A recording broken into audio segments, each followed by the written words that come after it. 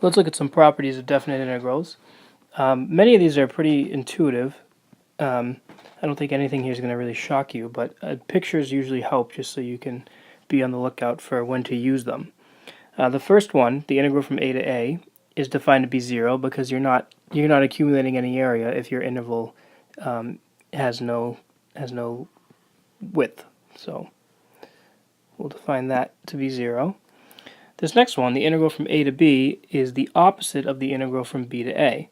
So if we think of it this way, here's my function f of x. And if you think about the integral from a to b, according to this picture, that's going to be a positive value. But if I do if I think about it in terms of a Riemann sum, I mean you're summing a bunch of rectangles, right? And the height of the rectangles are positive and the width is positive because your delta x, right? Your delta x is defined to be the change in your x value.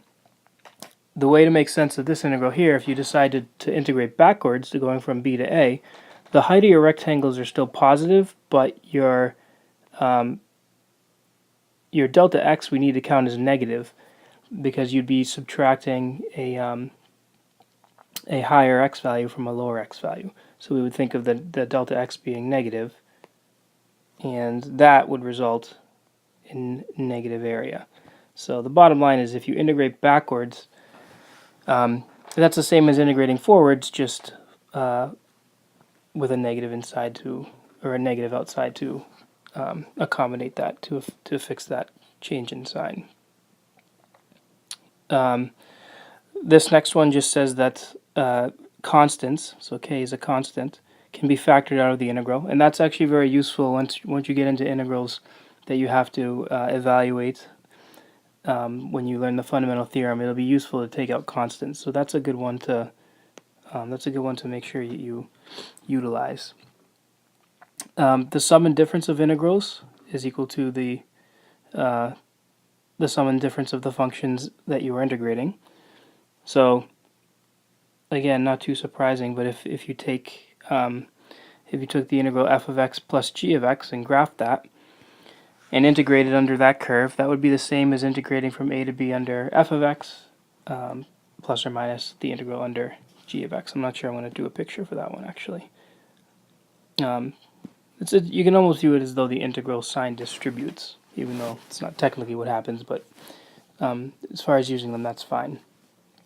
If a function g of x is bigger than f of x on an interval, well then we would expect its integral to be greater than f of x's integral.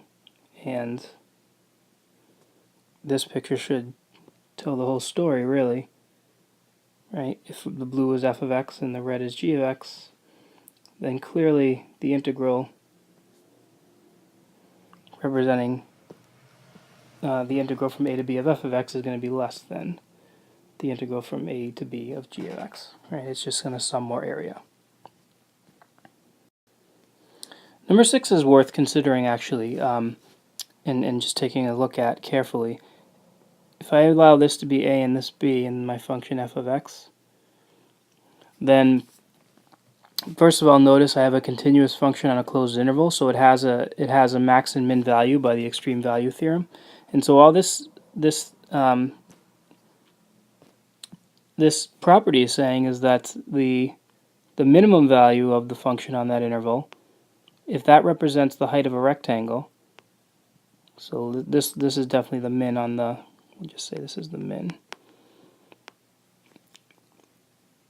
If we consider that area, which is given by the min of f of x, so that height, times b minus a, which would be the length of that rectangle, well, that's going to be less than the integral, which we'll put in black. Right, that's the actual integral. But it's not going to be as much as the rectangle defined by the maximum value of the function on that interval.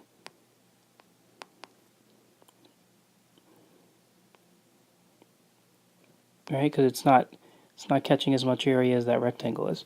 Now the less than or equal to is of course to allow for the possibility that maybe your function is constant. on the entire interval. But in general, we know that we can always trap the integral in between two rectangles. So that's a property that probably will come in handy on some cleverly written problems. And then the last one is sort of like the, it's almost has like an addition feel to it, but it's very intuitive. If you take the integral from a to b and add it to the integral from b to c, then that's the same as the integral from a to c. So again, not too much to talk about, but at least worth taking a look at, so that you can use these properties in the future when you're problem solving.